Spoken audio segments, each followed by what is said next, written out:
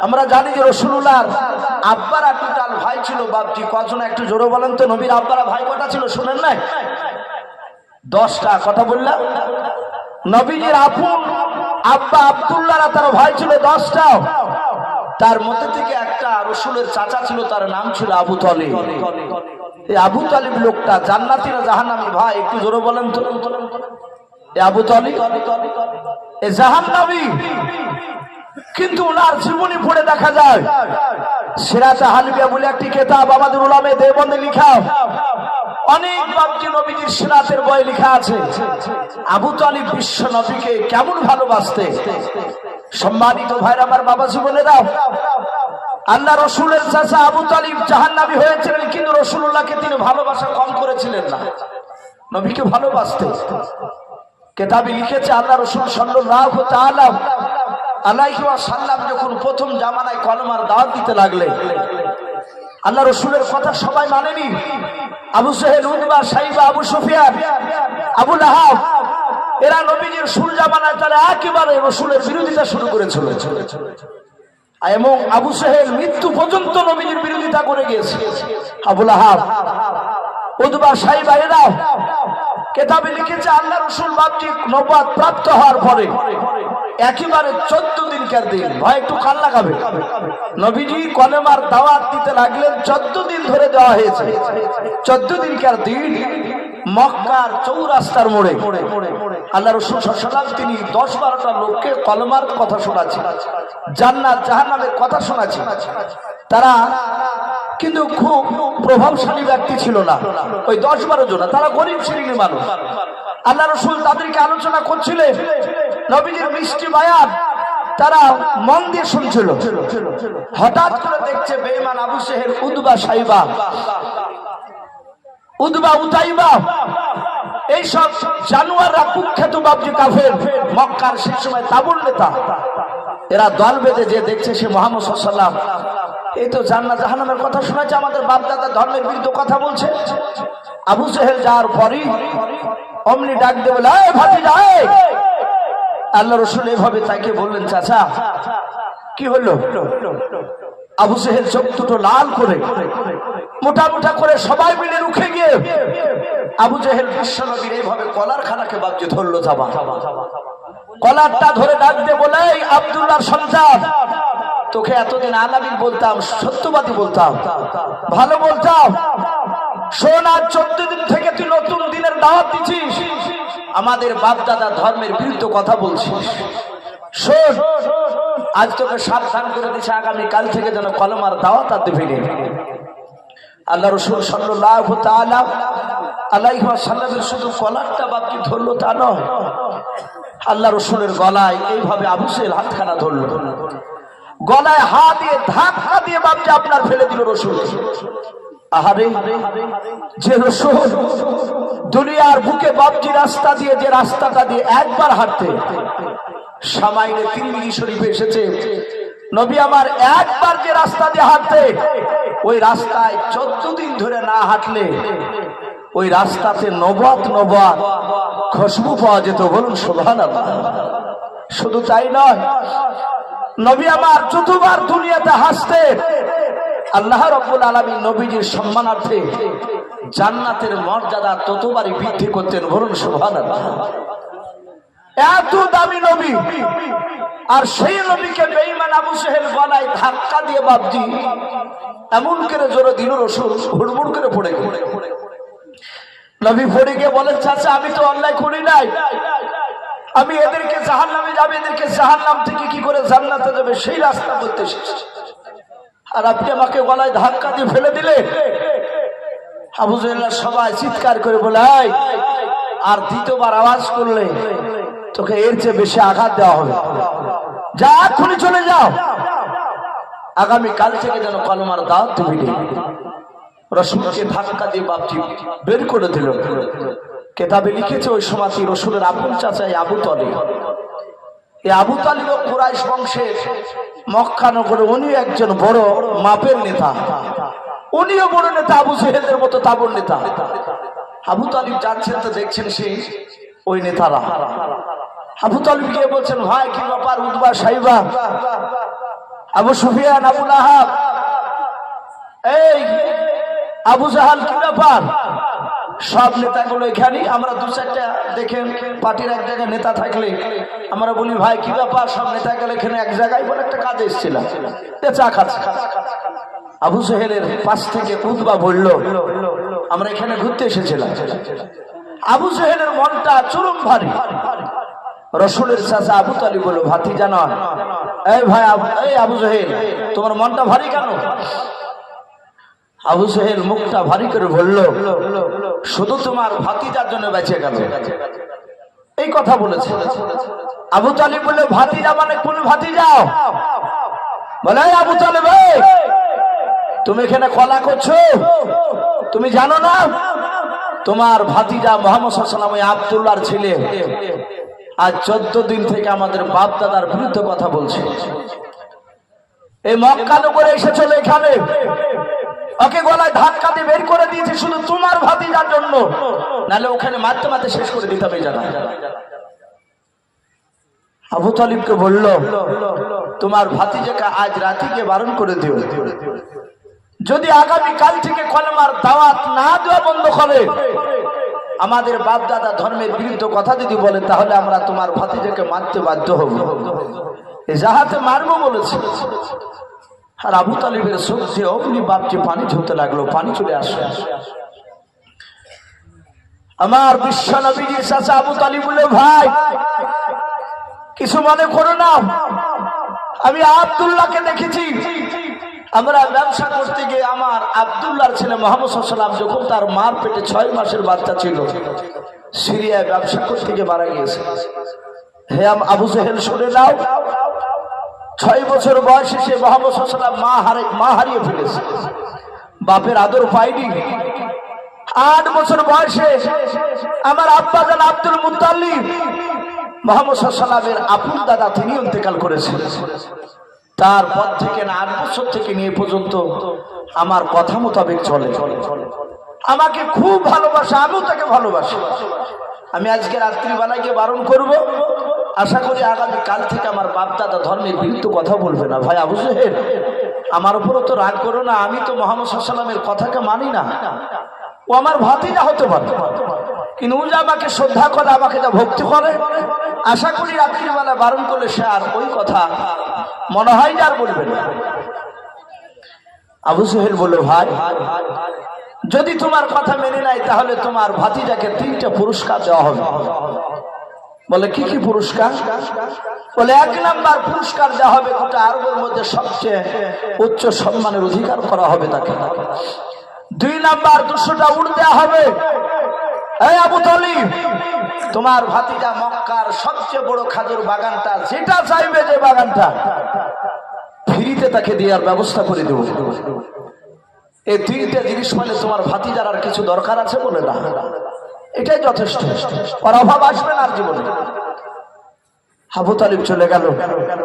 আল্লাহ রাসূল ওইদিকে কলেমার দাওয়াত দিয়ে নবীজি বাড়ি এসেছে। আবু তালিব 8 বছর থেকে নবীকে নিয়ে, 8 বছর বয়স থেকে নিয়ে রসুলের 25 বছর বয়সে আমরা জানি খাদিজার সাথে বিয়ে হয়েছিল। কথা সত্য না মিথ্যা বলে? খাদিজার তখন বয়স ছিল বাপকে মাত্র 40 বছর, আর আমার বিশ্বনবীর বয়স কত বললাম? 25 বছর। এই 25 বছর, 8 বছর থেকে নিয়ে 25 বছর পর্যন্ত খাদিজার বিয়ে হওয়ার দিন পর্যন্ত আবু তালিব বলেন আমরা 2 বাব্বাটাতে একসঙ্গে খাবার খেতে বসতাম, একটা বাসন, আল্লাহ রসুলকে নিয়ে একই বাসনে খাবার খেতাম। তাবলীগ ভাইরা আসেন আপনাদের তাবলীগ জামা, এক একটা খানচায় দেখেন বড় বড় বাসনে 3-4 জনা ঘিরে বসে। কিছু মানুষের মুখে দাঁতে বাতি ছিদল ভরা থাকে, তাও আমির সাহেবরা লজ্জা করে না, অনেকে কাছে ডাকে। এখন আবার কিছু কিছু তাবলীগ ভাই যেছে, রাগ করবেন না, তাবলীগকে আমিও শ্রদ্ধা করে ভালোবাসি। এই তাবলীগ জামাতের কিছু লোক আবার গিয়ে আলাদা করে ব্যাগে করে থালি নিয়ে যাচ্ছে, ওদিকে একসাথে বাসন খাচ্ছে 3-4 জন, আর ওদিকে 2 জনা আলাদা করে খাচ্ছে এক একটা বাসন। বলো ভাই কি ব্যাপার? বলো ভাই আমার রুচছে না, এক জায়গায় বসে রুচছে না। হে তাবলীগ কাজে লাগবে কথা বলেন ওদের। অথচ নবী বলেছেন 1 মুসলমানের 8 আর 1 মুসলমানের জন্য শেফা শুরু, বলুন আলহামদুলিল্লাহ। ওষুধ শুরু। আমাদের হুজুরদেরকে দেখেছি, আমরাও খেয়েছি, হুজুর আমাদেরকে লেখা। আপনি পরীক্ষা করবেন মুফতি সাহেবদের সাথে যে একটু বসে দেখবেন আপনার দিককে আঠোকে চাইতে খাবে। জানে যে এক মুসলমানের আঠা আরেক মুসলমান খালে সুখ থেকে বাপটি ভালো হয়, ওষুধের কাজে লেগেছে, শেফা বলা হয়েছে। আল্লাহ রসুলের বাপজি চাচা আবু তালিব বাড়ি থেকে তার বিবিকে বললো, বিবি একটা বাসনে দুজনের খাবার সাজাও। আবু তালিবের বিবি বলল, বহুদিন তো একসঙ্গে দুজনায় খাও না, আজকে হঠাৎ করে ব্যাপারটা কি বলে? ব্যাপার আছে, আমার ভাতিজাকে ডাকবো, ভাতিজাকে ডেকে খাওয়াবো। আল্লাহর নবী জনাবে মোহাম্মদ রাসূলুল্লাহ সাল্লাল্লাহু তাআলা আলাইহি ওয়াসাল্লাম নবী যে আবু তালিবের পাশের ঘরে আছেন। আবু তালিবের স্ত্রী বাপজি বাসনে খাবার যখন সাজিয়ে নিয়ে গিয়ে যখন দিয়ে দিলেন, আল্লাহর নবীর চাচা আবু তালিব ডাক দিয়ে বলুন, গো ভাতিজা কাছে এসো। আল্লাহর নবীর কাছে গিয়ে বলেন, চাচা যে ডাকলেন? বলে হ্যাঁ। আল্লাহ রাসূলের বাপজি চাচা আবু তালিব আল্লাহর নবীকে বাপজি খাবারের বাসনের কাছে বসতে বলে, নবী বসে পড়লেন। দুজনায় চাচা ভাতিজা পাশাপাশি সামনাসামনি বসে আছেন, মাঝখানে থাল, খাবারের বাপ যে বাসন খানা রাখা আছে। আল্লাহর নবীর চাচা আবু তালিব মনে মনে চিন্তা করেছেন, মহল্লা নবীর চেহারার দিকে আবু তালিব তাকানোর পর চোখ দিয়ে বাপ যে পানি টলমল করেছে, মনে মনে চিন্তা করেছেন, আরে আমার ভাতিজাকে বেঈমান আবু জেহেলরা মারতে চেয়েছে। আমার বিশ্বনবী বলেন, চাচা আবু তালিব মনে মনে ভাবছেন, আল্লাহ আমার ভাতিজাকে যদি আগে যদি বলে দে খাবার খাওয়ার আগে ওই মক্কার আবু জেহেলের লোকেরা আবু জেহেল তোমাকে মারতে চেয়েছে। আবু তালিব চিন্তা করলো, আমি খাবার খাওয়ার আগে যদি ভাতিজাকে যদি বলে দিই, আমার ভাতিজা হয়তো দুঃখ করে আর হয়তো খাবার খাবে না, আর আমার ভাতিজা যদি খাবার না খায় সারা রাত আমি ঘুমাতে পারবো না। বলুন সুবহানাল্লাহ। কি ভালোবাসা! আমরা অনেক মানুষ ভাবছি এখান থেকে শিক্ষা নিতে জানি না। আমাদের এখানে অনেক সন্তান রয়েছে, অনেক মানুষ হয়তো আজ থাকতে পারেন বাপ্পাটা জালসা চলতে এসেছে, হয়তো মোটরসাইকেলে বেটাতে চালিয়ে নিয়ে এসেছে। আমাদের অনেক সন্তানরা ছেলেরা ভুল করে না, অনেক সময় ছেলের বাপ বকে, জনম দুঃখিনী সন্তানের মাকে ওই লোকটা তার স্ত্রীকে বলে যে ছেলেকে খাতে দিবি না, বকে চলে যায়।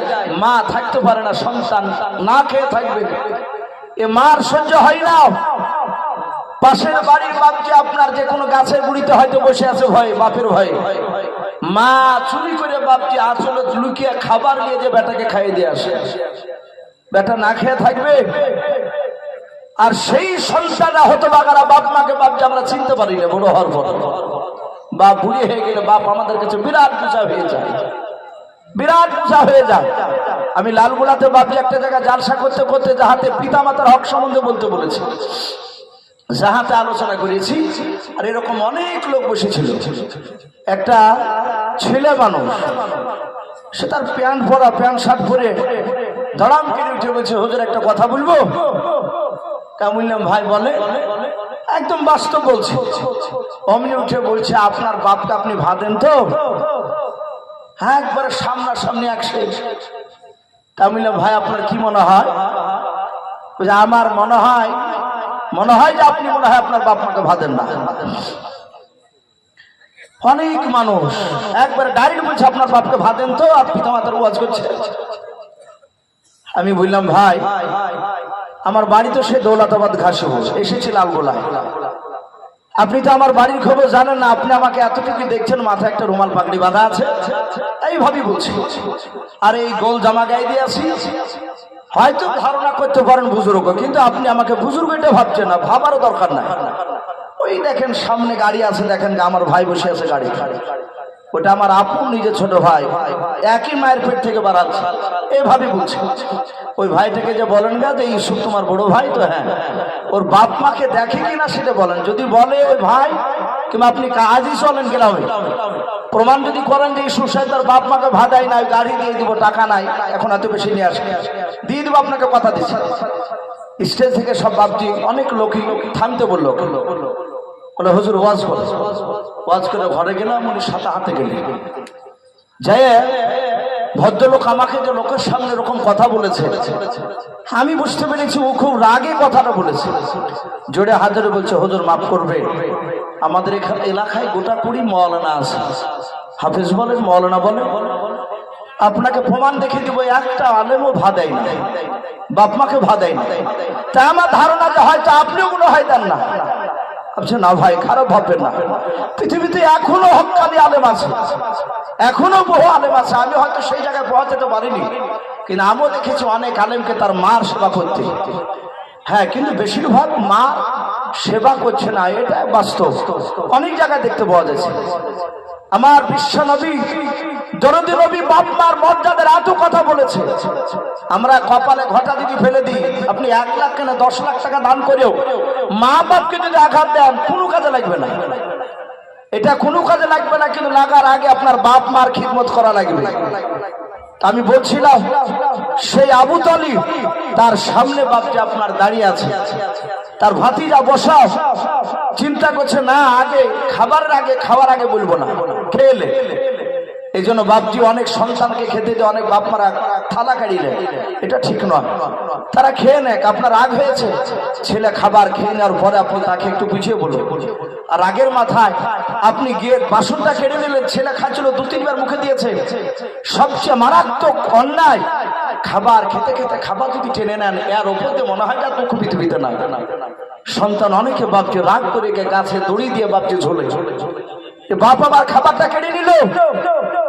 আল্লাহ রাসূল সাল্লাল্লাহু আলাইহি ওয়াসাল্লামের চাচা চিন্তা করছে আমি আগে বলবো না, শুধু বললে ভাতিজাও খাবারটা তুমি আগে খাও। আল্লাহ দরদি নবী জনাবে মুহাম্মদ রাসূলুল্লাহ সাল্লাল্লাহু তাআলা আলাইহি ওয়াসাল্লাম নবী আমার হাত ওখানা বাপজি জোর করে বলেন, চাচা ওই 8 বছর থেকে নিয়ে চাচা শুনে নেন, খাদিজার সাথে বিয়ে করে সেই দিন পর্যন্ত সকাল পর্যন্ত চাচা একসঙ্গে খাবার খেতাও। চাচা গো, আপনি আগে খাবার খেতেন, তারপর আপনার ভাতিজা আমি খাবার খেতাম, বলুন সুবহানাল্লাহ।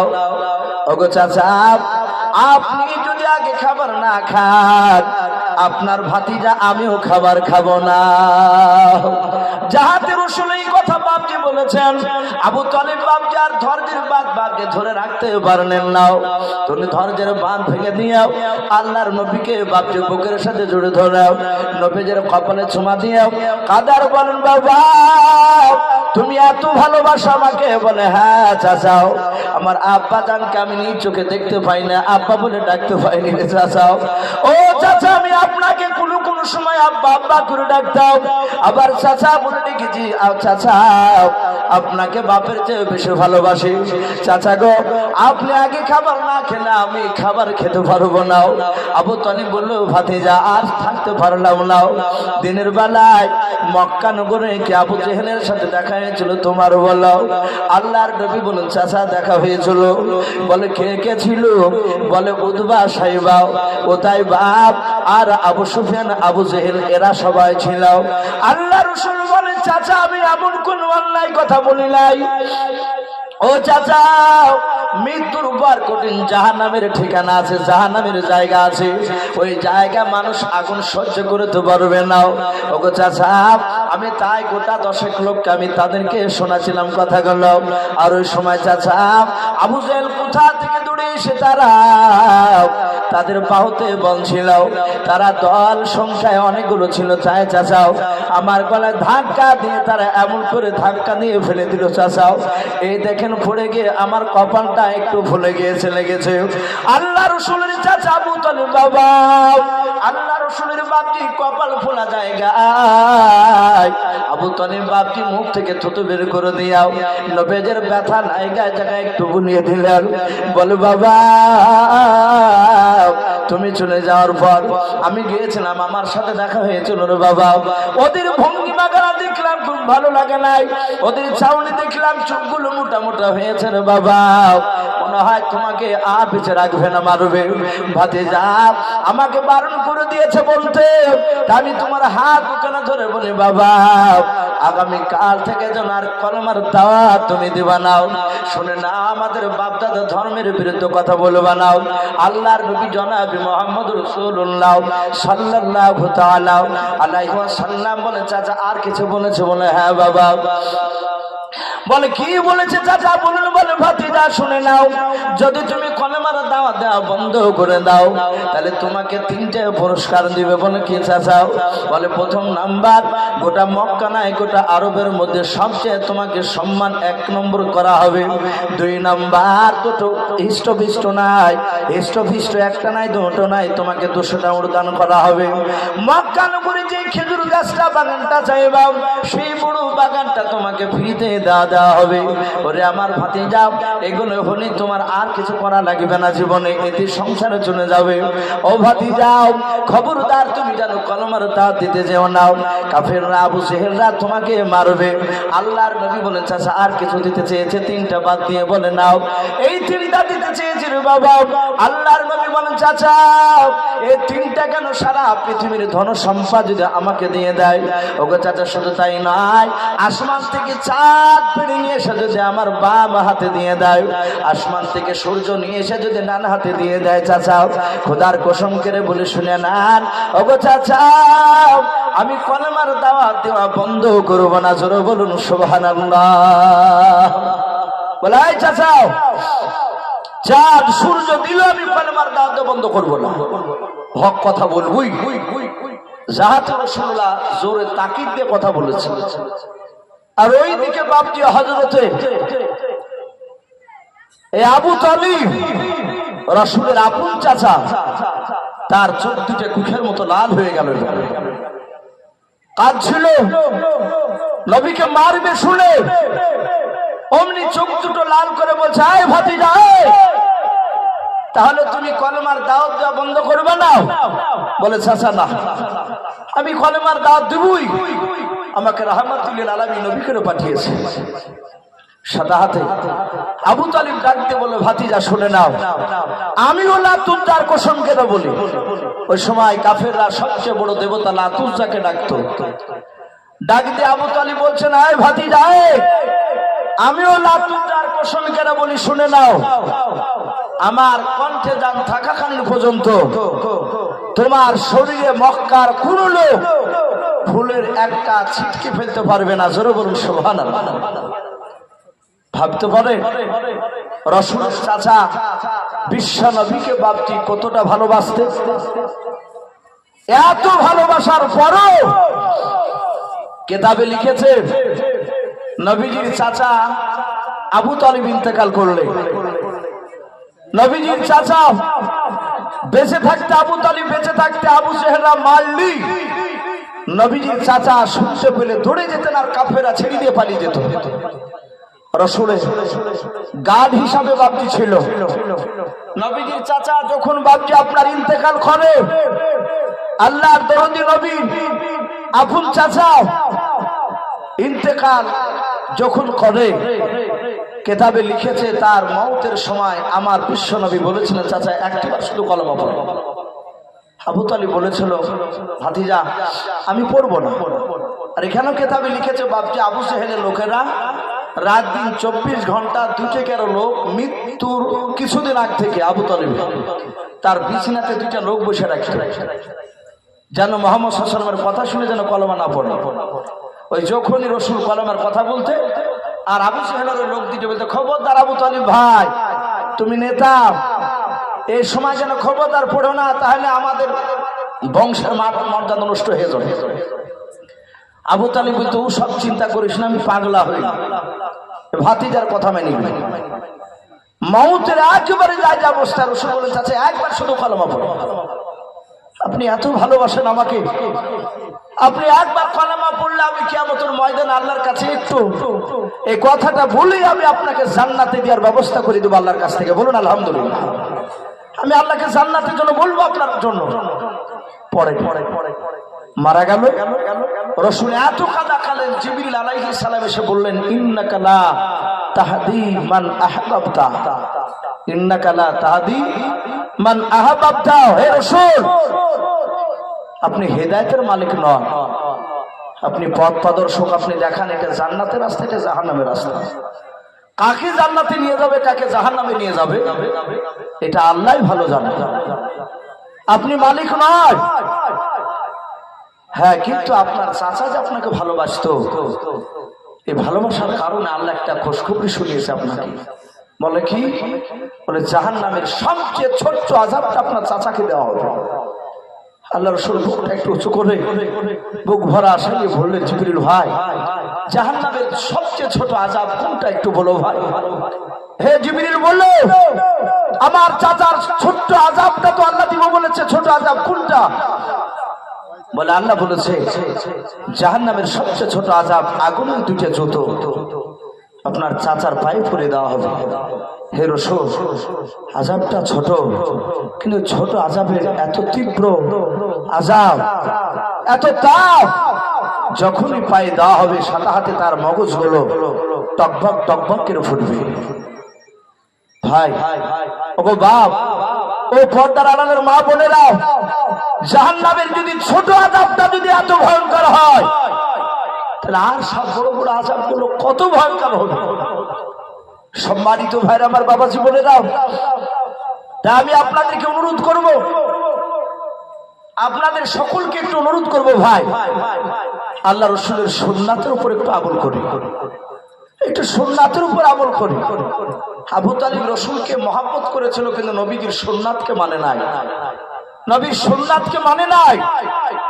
আজ আমরা যদি বাপজি রাসূলের সুন্নাতের উপর আমল যদি না করি, আজ জান্নাত যাওয়া যাবে না। ভাই, অনেক কথা আসছে চোখের সামনে বাপজি বলার, অনেকে হয়তো রাগ করবে। আজ নামাজ পড়ছে বাপজি, আমাদের সুন্নাতি পোশাক আমাদের নাই। অনেক মানুষ দেখতে পাওয়া যায় সামনে নামাজ পড়ছে, পেছনে বাপজি যারা নামাজ পড়ে অনেকে নামাজই হয় না, প্যান্ট শার্ট পরে, অনেকে গেঞ্জি পরে, পাঞ্জাবি পড়তে চাই না। যদি আবার নামাজের জন্য যদি বলা হয় ভাই পাঞ্জাবি পরে আসেন, তা বাবা বা ইমামের বিরুদ্ধে লেগে যায়। সেই যায় যখন যায়, কিছু লোক দেখেন গেঞ্জি পরে গেলে, প্যান্ট পরে গেলে তার ভিতর থেকে যেগুলো ঢাকা ফরজ সেগুলো বাকি দেখতে পাওয়া যায়। এ আমরা সুন্নাত মোতাবেক আমল করি নাই। তাই প্রতিটা বাপজি ভাইকে বলবো, রাসূল যেভাবে খুশি হতে, সাহাবারা যেভাবে চলেছিলেন, সেই দিকে একটু লক্ষ্য রাখি, না হলে জাহান্নামের আগুন খুব কঠিন। আমরা জানি আল্লাহ রাসূল সাল্লাল্লাহু তাআলা আলাইহি ওয়াসাল্লামের সাহাবারা তারা কাঁদতেন।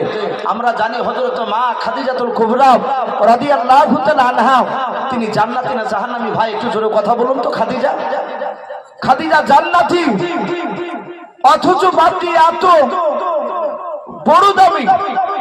আল্লাহ রাসূল দুনিয়ার বুকে আল্লাহর তরফ থেকে বাপজি 10 জনকে জান্নাতের খুশখবরি শুনিয়েছিলেন, তার মধ্যে খাদিজাতুল কুবরা। কিতাবে লিখেছে আল্লাহ রাসূল সাল্লাল্লাহু তাআলা আলাইহি ওয়াসাল্লাম মসজিদে নববীতে বাপজি নয়, বাড়ি থেকে, খাদিজার বাড়ি থেকে আরেকটা মসজিদে গিয়ে নামাজ পড়ছে।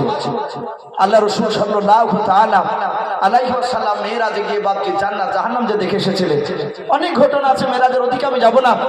ওখান থেকে বাপজি এসে সাহাবাদের সামনে আলোচনা করে নিজের অর্ধাঙ্গিনী বিবি খাদিজার কাছে গিয়ে বললেন, খাদিজার কাছে যাহাতে বাপজি জাহান্নামের কথা বলেন, হে খাদিজা সাবধান হয়ে যাও। ওগো খাদিজা, তুমি ভেবো না যে আমার স্বামী পয়গম্বর রাসূল বলে আমার কবরে আযাব হয়তো হবে না। এই ভাই, অনেক মানুষ দেখেন চায়ের দোকানে বলে তার বংশ যদি একটা হাফেজ হয়ে যায়, যদি মৌলবি হয়ে যায়, তো উনি বলবে ভাই নামাজ না পড়লে হবে, বংশ একটা মৌলবি করে ফেলাচ্ছে।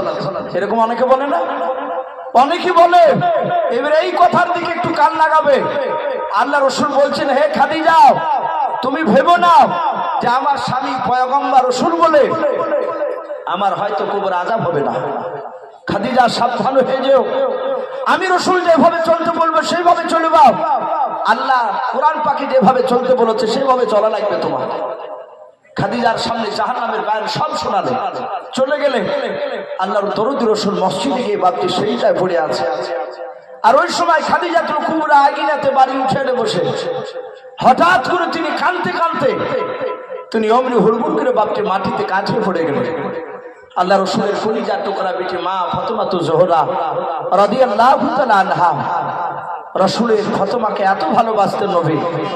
এই আল্লাহ রাসূলের কলিজার টুকরা বেটি ফাতেমা, যার ব্যাপারে নবী বলেছেন জান্নাতের নারীদের হচ্ছে আমার বেটি ফাতেমাতুজ জোহরা, তিনি সরদারনি, বলুন আলহামদুলিল্লাহ।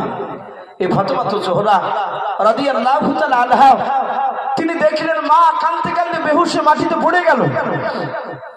আল্লাহ নবীজির কলিজার টুকরা বেটি ফাতেমা দৌড়ে গিয়ে বাপি মা মা করে কাছে গেলেন।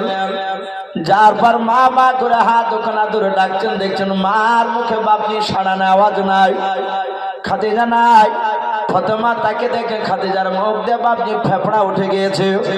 আল্লাহ রাসূলের কলিজার টুকরা বেটি ডান দিকে বাম দিকে তাকে দেখলেন কেউ নাই, মা ছাড়াও যায় আমার আব্বাকে ডেকে নিয়ে আসে।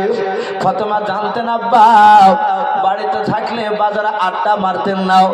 আল্লাহর নবীজি বাপজি মসজিদে গিয়ে বেশি সময় কাটাতেন, তা বাদ বাকি বাপজি কলমার দাওয়াত দিতে যেতেন। আজ আমরা বাপজি মসজিদের সময় কম দিই, বাজার ঘাটে বাপজি আড্ডা বেশি লাগাই। আল্লাহর নবীজির বাপজি সাহাবা নয়, নবীজির কলিজা টুকরা বেটি ফাতেমাতুজ জোহরা রাদিয়াল্লাহু তাআলা আনহা চলে গেলেন মসজিদে। বাবা যার পর দেখছেন মসজিদে বাপজি তার আব্বা সেজদা আছে। আল্লাহর নবীর বেটি ফাতেমা মসজিদে গিয়ে সালাম দিলেন, আসসালামু আলাইকুম ইয়া আহলাল মসজিদ। মসজিদে যখন সালাম দিলেন, আল্লাহ রাসূলের বাপজি কলিজার টুকরা বেটি সালাম দেওয়ার পর মসজিদে বাপজি যার পর হাত দিয়ে নয় বাবা পেছন দিক দিয়ে বলেন আব্বা তাড়াতাড়ি নামাজটা শেষ করুন। নবীজির কানে আওয়াজ গিয়েছেন ফাতেমাতুজ জোহরা রাদিয়াল্লাহু তাআলা আনহার কান্নার আওয়াজ। আল্লাহ দরদে নবী কান্না সহ্য করতে পারতেন না। হাদিস শরীফে পাওয়া যায় আল্লাহ নবীর কলিজার টুকরা বেটি মা ফাতেমাতুজ জোহরা রাদিয়াল্লাহু তাআলা আনহা কাজ করতেন বাপজি, বাড়ির কাজ করতে করতে হাতে বাপজি ফুসা পড়ে যেত। আল্লাহ নবীর কলিজার টুকরা বেটি ফাতেমা এত গরিব ছিল। আলী রাদিয়াল্লাহু তাআলা আনহু নবীজির জামাই।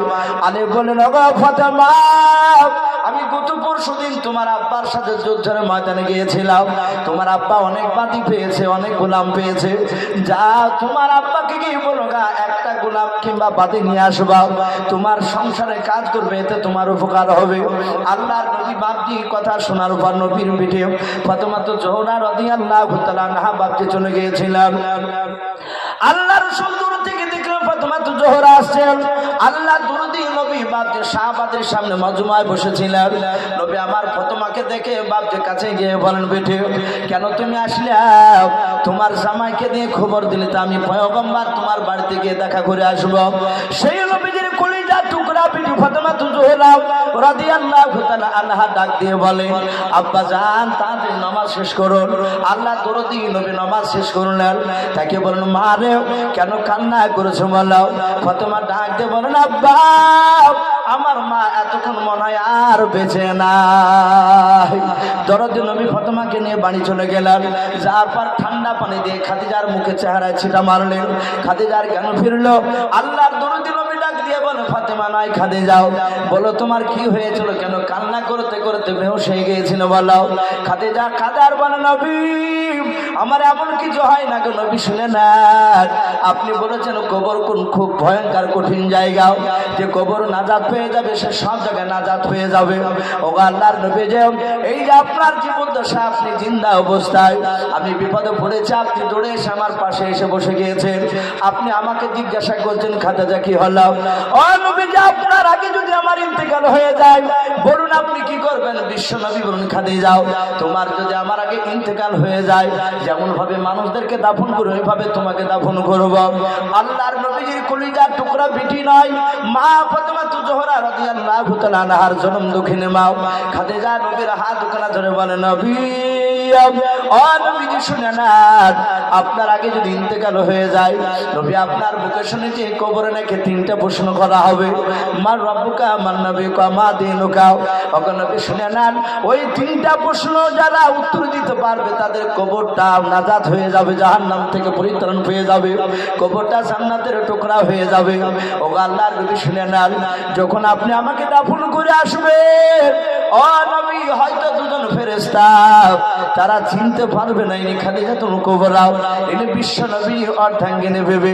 ওগো আল্লাহর নবী, যে আমি তিনটা প্রশ্ন উত্তর যদি না দিতে পারি নবী, তাহলে আমি জাহান্নামের আগুন সহ্য করতে পারবো না। আল্লাহ রাসূল বলেন, ওরে খাদিজা তুমি কেঁদো না, আমি পয়গম্বর রাসূল তোমার কাছে কথা দিলাম, আমি শুনে না তোমার সুন্নাত দেখেছি, এমন ভাবে আমার সুন্নাতকে মানো, যেমন ভাবে আল্লাহর বিধানকে তুমি মানো। ওরে আমার খাদিজা, আমার ধারণা কোন ফেরেশতা তোমার সাথে বেয়াদবি করবে না। খাদিজা আর কেঁদো না, ও খাদিজা আর কান্না সহ্য করতে পারি নাই।